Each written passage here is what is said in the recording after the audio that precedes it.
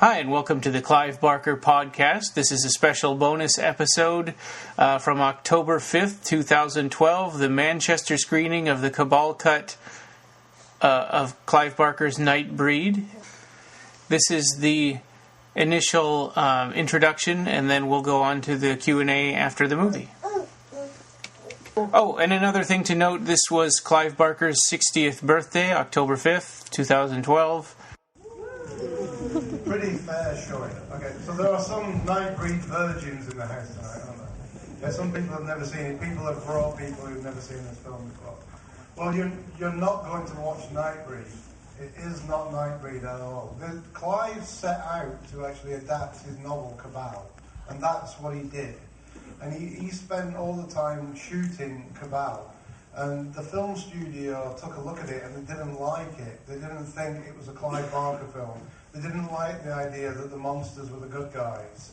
They thought that was just plain wrong. And they ordered Clive to reshoot for 3 weeks, and they called them enhancements, but really they wanted it to be a slasher movie. And the film Nightbreed that you saw had a slasher element to it.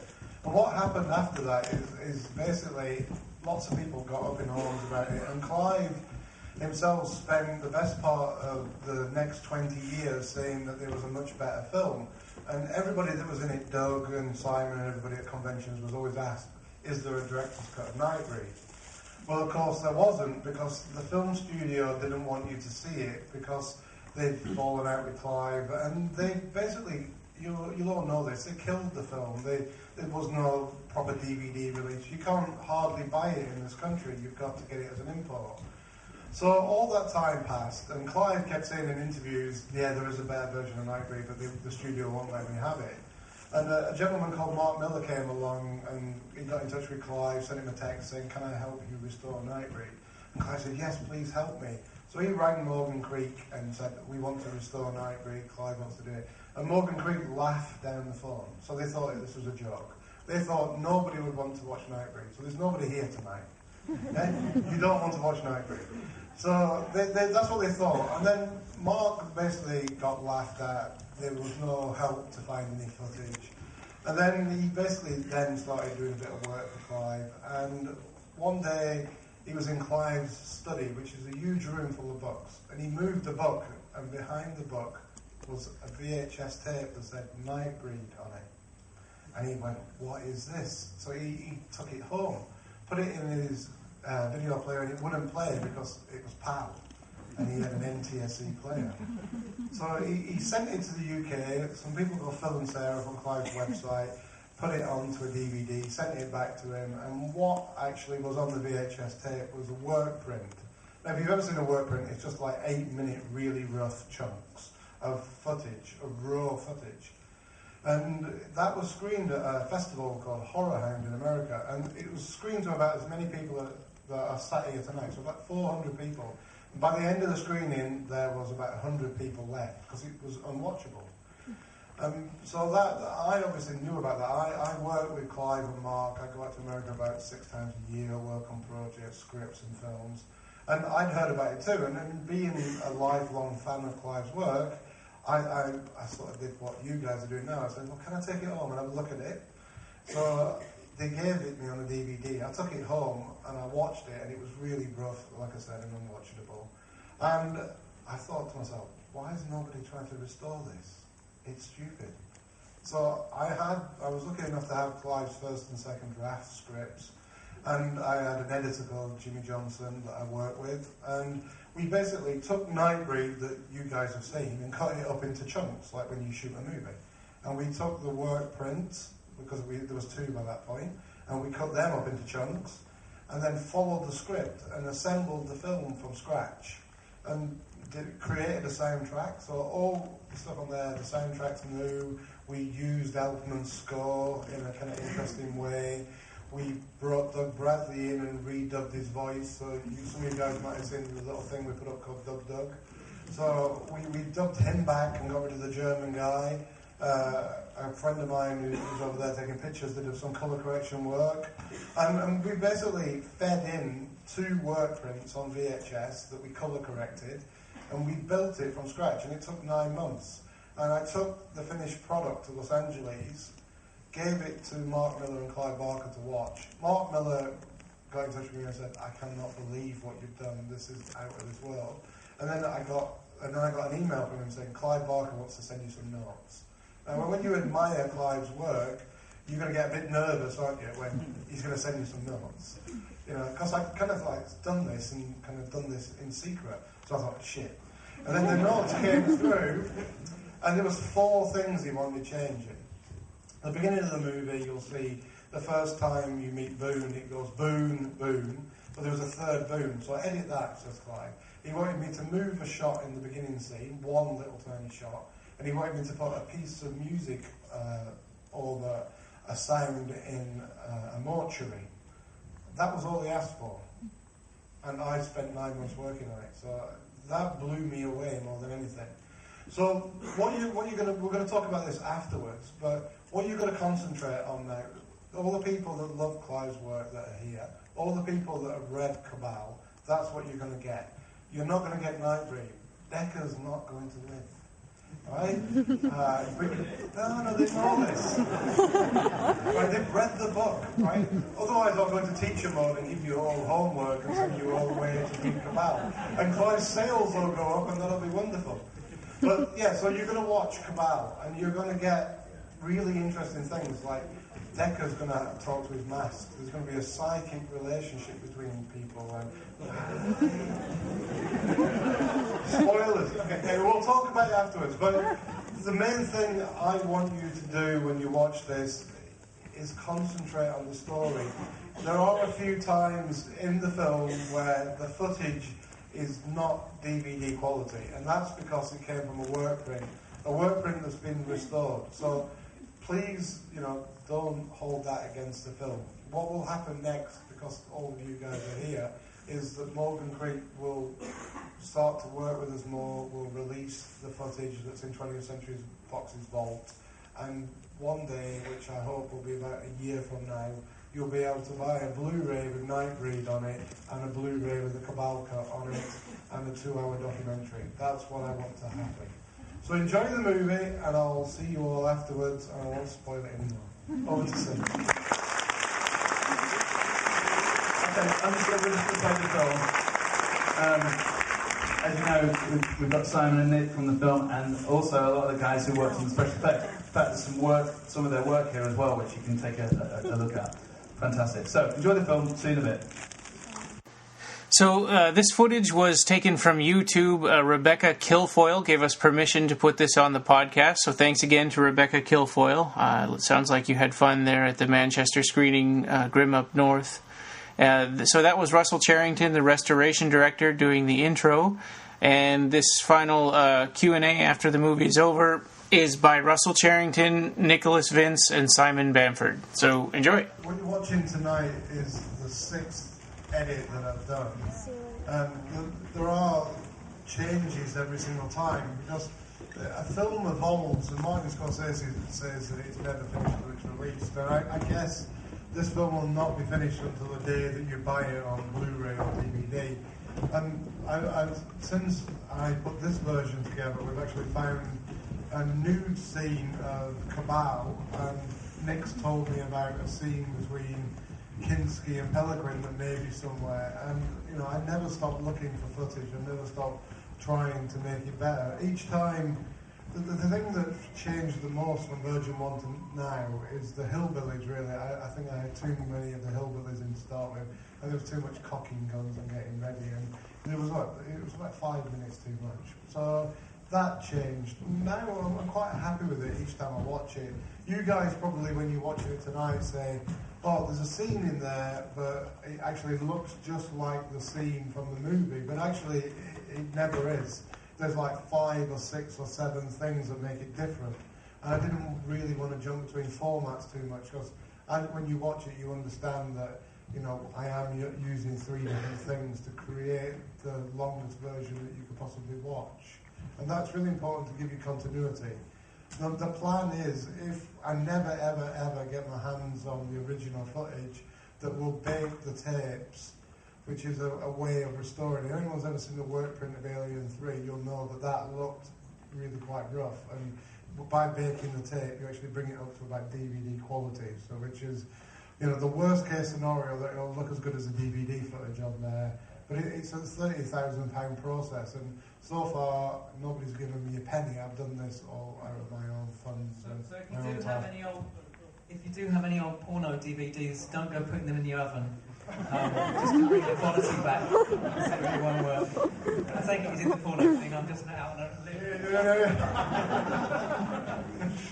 Normally I start, but my mum's here tonight, so I was being gone. So normally at the beginning I say that I compare some of the footage to being like old porno VHSs, but I didn't do that. But now you brought it up, Simon. They all came from Simon's collection anyway. Well, we're going to hand over to the audience soon, so have a think if there's any questions you want to ask the guys. But while you're having a think, Nick, Simon, can you just give us your recollections of when you first saw Nightbreed, and what did you think? Mine was, oh you bastards, what have you done to this beautiful movie that Simon and I made? But I actually managed to sit through the entire performance, unlike someone. Yeah, there was a party beforehand, and I hadn't seen the film. It was in Tower Records in London, and they had these fantastic cocktails in margarita glasses with lychees painted like eyeballs, and I had quite a few of them beforehand, so I was quite rat-arsed by the time I got to see it. And I was so disappointed that the film and the script that we'd been working to and the screenplay we'd been working to was so unlike the original Nightbreed that I walked out halfway through, and then came back at the end just as Clive was coming down the stairs with all the press around him, and he said, "What did you think?" I said, "Oh, that was rubbish." And he didn't speak to me for 15 years. Simon, I've always been good at tact and diplomacy. No, I've got a question. What was it like to watch it at the Empire Leicester Square for the first time with 1,300 people on a big screen after you'd seen that version? That was awesome. That was truly awesome, because I think, as Simon's just said, you've just seen it yourselves. I was privileged enough to... Did you see that before Empire Leicester? No. Russell very kindly invited me to his home, so I got to see an even earlier edit, not the one you've seen tonight. And then just to sing it up there with 1,300 people was just awesome as far as I was concerned. Because it's, as I said after I'd seen the earlier version, you get Boone and Laurie's love story, which I think is the thing that drives the book of Cabal and that relationship all the way up to that final moment you see. Yeah, it made me cry actually seeing it in Leicester Square, because it was so much closer to the way it should have been. It was so much closer to the story that we'd been working from the Cabal book. No, it was lovely. It was a revelation, and lovely seeing it because that was also in Leicester Square. We first saw it in the Odeon Leicester Square. So to see it just across the road of the Empire 25 years later was amazing, to be honest, for any movie. Great. So has anyone got any questions? Hands up. Anyone? Yes, sir. Oh, we've got a guy over there. Go ahead. Is there anything we can sign online to show Morgan Creek that there is the interest out there to actually get the footage? And Yeah, most people are here. How many people are here because of Occupy Midian? Great, well, a lot of you guys... Well, there's a website called occupymidian.com where you can sign a petition. And there's a Facebook page called Occupy Midian that you can express. Now, Morgan Creek are, as much as they sound like the villain, they're not. They're really a commercial organisation. So the more of you guys that say that you would buy it and you thought it was Nightbreed as you wanted to see it, that's when they'll talk serious numbers. Now, they already are, because we screened it at Quentin Tarantino's cinema in Los Angeles. He came along, and there were just so many people want to watch this movie now. I mean, it sold out almost every screening that we put together. No matter what size of cinema. 700 people in Chicago, 1,300 in London. I get 3 screening requests a day. There's only really me going around and a guy called Mark Miller screening it, and there's only so many places you can go with it. But people really want to watch it. I mean, did you guys enjoy it? Did anybody? Yeah. Did you think it was better? Yeah. Well, so did it reflect the book? That's the main thing for those educated people. Did you think it was better? Yeah. Well, that was my only goal really, was to bring Clive's book to life and to make it. I mean, the best thing in the world is I made it for me, selfishly. and then all you guys are watching it, which is like the icing on the cake. I mean, thank you. Okay, any more questions? Gentleman up there. Does the original footage actually exist? Have they told you it exists? It's a bit of a myth. So yeah, okay. So there's original footage. Morgan Creek were like a Virgin company. This was their second or third feature. And I always, when someone asks this question, I always use the analogy from Indiana Jones. You know, when you go into the big warehouse and you're looking for one thing. Well, Morgan Creek don't have the footage, and it's my belief that 20th Century Fox had it.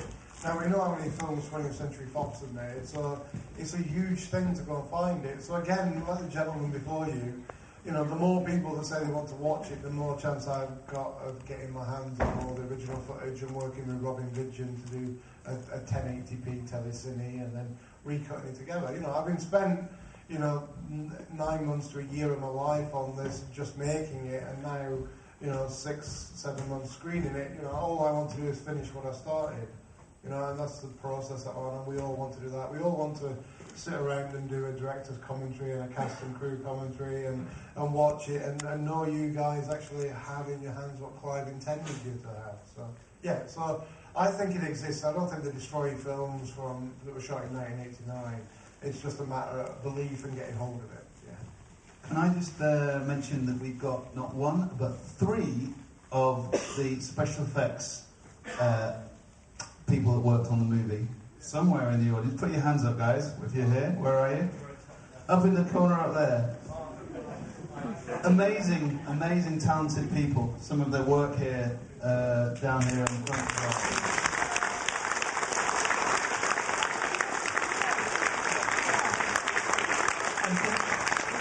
I'd just like to say what we said at Leicester Square as well, because they also had some image animation, that Nick and I are eternally grateful for the fantastic work of the guys at Image Animation for kind of giving us a kind of career over the last 25 years, and we're ever in your debt. Thank you.